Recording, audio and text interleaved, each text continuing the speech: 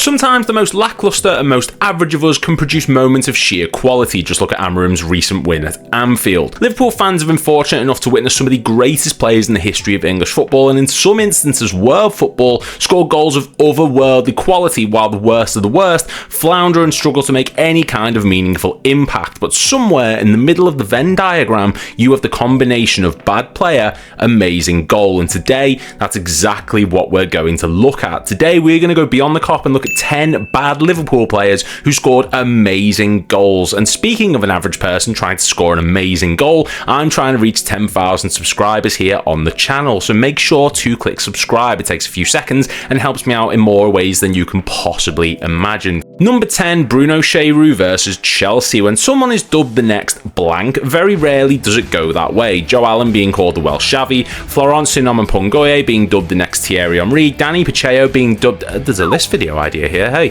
Point being, when Bruno Cheyrou was referred to as the next Zinedine Zidane by none other than Gerard Houllier after joining the Big Red Machine in the summer of 2002, safe to say it didn't go that way. Instead, what followed was 4 years of misery, 48 appearances, 5 goals, and a Pardew and a pear tree. However, the lad still played a part in history when on the 7th of January 2004, he scored not a spectacular goal, but one that was monumental at the time, as it was a goal which secured Liverpool's first ever Premier League win at Stamford Bridge and our first win at the ground since the 16th of December 1989, over 15 years earlier. It's a nice taken left-footed shot, first time right into the top corner, so when I say it's not spectacular, that might be a bit harsh, but of all the players to break the duck against Chelsea at the Bridge, well, let's just say I don't think anyone was really putting a fiver on it being Bruno Zidane. Number 9, John Flanagan versus Tottenham. And speaking of comparisons that were a stretch too far, 2013-14 was a breakout campaign for the then called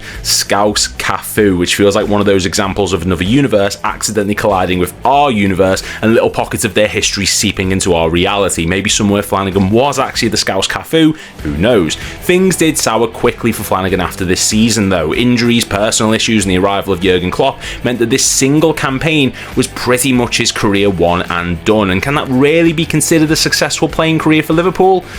Not really. He scored 1 goal during his Liverpool career, but what a goal it was, with the makeshift left back scoring a beautiful half volley from inside the box, which bounced perfectly into the underside of the crossbar and right into the back of the net during our 5-0 win at White Hart Lane during the infamous title push season. As much as things went south for the once promising fullback, it was just nice to see him get this moment and show off his passion with that celebration. Number 8, Fabio Aurelio versus Manchester United. We've arrived at the fullback section of this video now. Spoiler, entries numbers 7, 6 and 5 are also fullbacks who scored incredible goals for us. Hashtag fullbacks are failed wingers.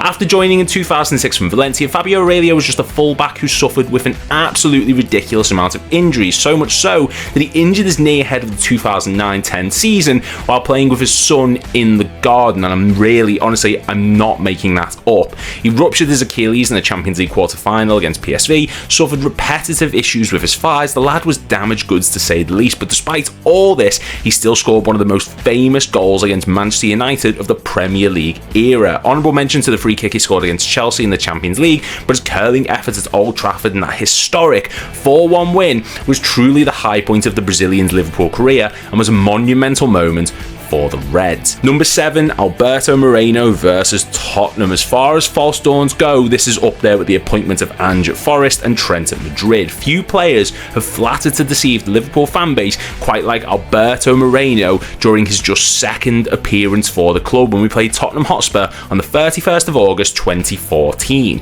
After crying out for a new left-back after the failed loan signing of Ali Sissoko and the clear ageing decline in Jose Enrique, Alberto Moreno joined the Reds and just didn't work out. He was a great character by all accounts, but he was not a good defender, as we would all witness during the 2016 Europa League final. Despite all that, however, his first goal since his arrival was astonishingly good, with the Spaniard paying tribute to Reece's underrated goal against Everton almost 13 years earlier, running almost the entire length of the pitch before expertly slotting the ball past the face of Hugo Lloris and sealing the 3 points for Liverpool, a goal which any fullback would be proud to score, but it was scored by arguably one of the worst fullbacks of Liverpool's recent history. Number 6, 6, Andrea Dossena versus Manchester United. Before joining us in 2008, Andrea Dossena described himself as, quote, an English-style rugged defender who takes no prisoners and also a powerful attacker. Following his arrival at the Reds and his quick departure in 2010, fans would describe him as a blind-style flimsy fullback who was a prisoner of his own footballing inabilities. Now, to be fair, Dossena admitted himself that he struggled to handle the style change from Italy to England, and he was at times played as an auxiliary winger under Rafa Benitez, so I can understand the drop in form, but on one particular occasion, all of that pressure and, well, blindness melted away during the 4-1 win at Old Trafford, the same match we mentioned earlier. Dossena, the man who was rotating around Aurelio at the time, tried not to be outdone by the lad's free kick by scoring this beauty of a first-time chip straight over the head of Van der Sar, giving us our 4th goal and all 3 points nailed on. It's a finish that any striker would be proud of. Andrea Dossena, for a brief moment, looked like the lad we thought we were signing in 2008. Number 5, Jonjo Shelvey versus Chelsea. We can say what we want about Jonjo Shelvey, but no one can argue that the lad has recorded an insane catalogue of goals throughout his career, and even at Liverpool, having recorded just 2 of them in the Premier League, one of them was a show stealer in and of itself. Now, as a player,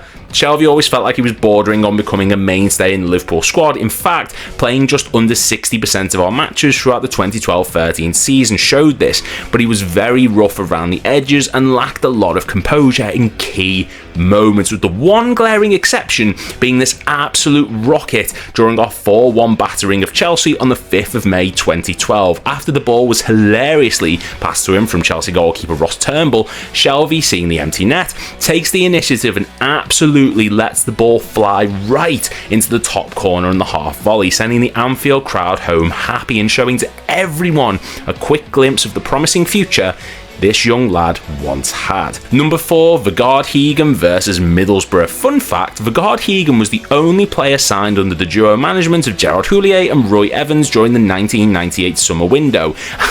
It did not work out. Don't get me wrong, his debut campaign was one to write home about. He featured for us 36 times across the Premier League, domestic competitions and Europe, and picked up 5 assists at a time, where Liverpool still weren't very reliant on attack-minded fullbacks, but injuries, and oh so many injuries restricted his appearances to a bare minimum, to the point where Houllier had to actually address the media saying he felt sorry for him, but none of that stopped him from scoring an iconic goal against Middlesbrough on Boxing Day of 1998. After receiving the ball, Heggem just rinses everyone in his path, getting around 3 defenders before chipping the ball on the outside of his right foot over Mark Schwarzer in goal. It's a wonderfully composed finish, pretty much from out of nowhere, from someone whose career would sadly pretty much end from out of nowhere. Number 3, Jermaine Pennant versus Chelsea. Fun fact, Jermaine Pennant is the only Englishman to have played in a Champions League final that has never won a cap for England.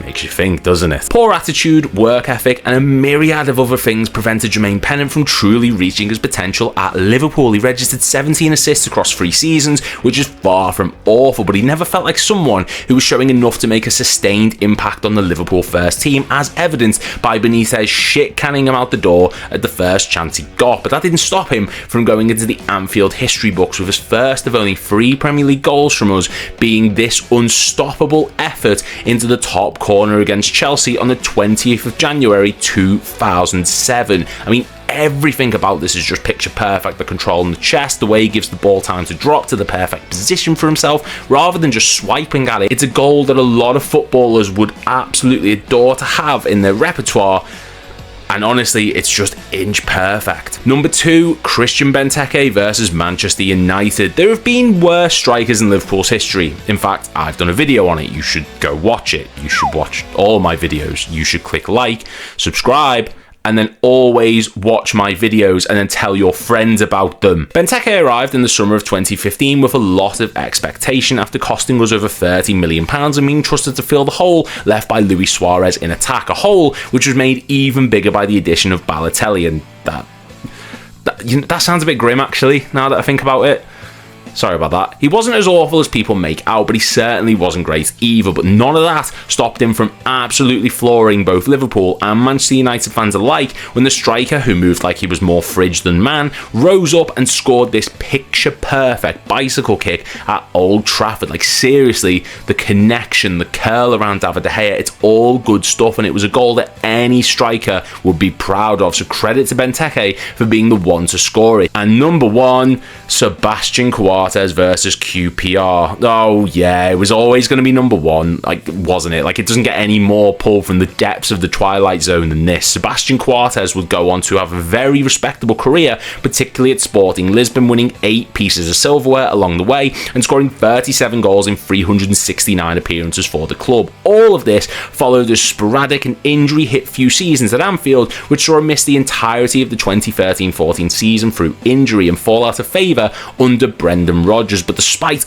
all that, no one can take away this absolutely glorious goal when we played QPR on the 21st of March 2012, and the Uruguayan scored an overhead kick in the 54th minute that was straight out of the handbook of Ronaldo himself. You've all seen it, so I'm not going to go into it in too much detail, but if there was ever an example of a player who wasn't great for Liverpool scoring a goal of world-class quality, it's this one right here.